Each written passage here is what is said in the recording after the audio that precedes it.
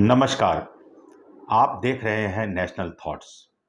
आज हम बताएंगे एक अद्भुत जानकारी। किस प्रकार अंग्रेजी हुकूमत में बनाई गई यह इमारत आज़ाद भारत के राजनीतिक गलियारों में इतनी चर्चित और महत्वपूर्ण क्यों है। जी हाँ, तीन मूर्ति भवन, जिसका नाम सुनते ही देश के प्रथम प्रधानमंत्री पंडित जवाहरलाल नेहरू की याद आने लगती है, क्योंकि इस इमारत की यादें देश के प्रथम प्रधानमंत्री की यादों के साथ जुड़ी हुई है। इन्होंने लगभग अपने कार्यकाल के 16 वर्ष 286 दिन इसी भवन में व्यतीत किए।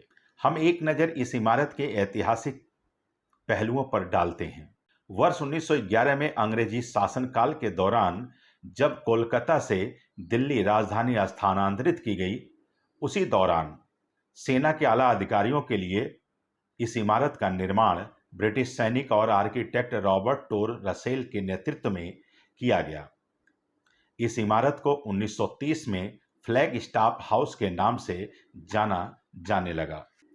कुछ ही दिनों में इस प्रसिद्ध इमारत का नाम फ्लैग स्टाफ हाउस से बदलकर तीन मूर्ति भवन का नाम रख दिया गया।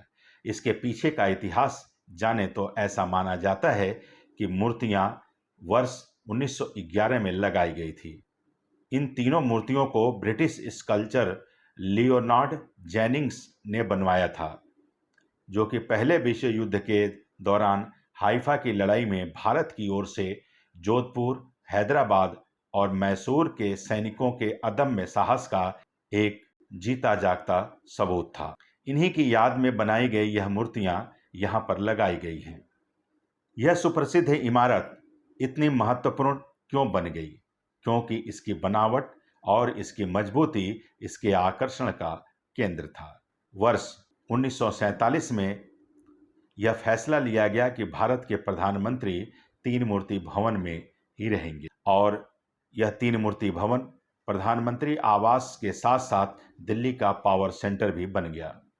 इस इमारत के विषय में एक रोचक तथ्य और भी है कि इस इमारत में पंडित जवाहरलाल नेहरू देश के पहले प्रधानमंत्री के अलावा अन्य कोई भी प्रधानमंत्री इस भवन में अपना निवास स्थान नहीं बना सके।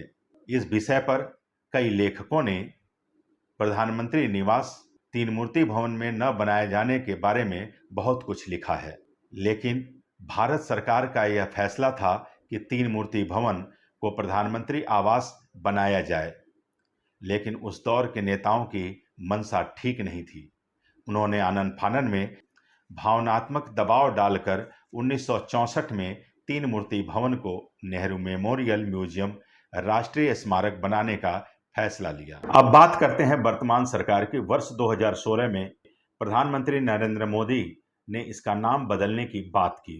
उन्होंने कहा कि यह सभी प्रधानमंत्रियों को समर्पित एक म्यूजियम बनाया जाना चाहिए, और यह इमारत 6 वर्षों में बनकर तैयार हुआ, जिसका उद्घाटन 21 अप्रैल 2022 को किया गया और 15 जून से नेहरू मेमोरियल म्यूजियम राष्ट्रीय स्मारक और लाइब्रेरी का नाम बदलकर प्रधानमंत्री म्यूजियम एंड सोसाइटी के नाम से जाना जाएगा। देश और दुनिया की ताजा खबरों से जुड़े रहने के लिए सब्सक्राइब करें हमारे चैनल नेशनल थॉट्स को और बेल आइकन दबाना ना भूलें।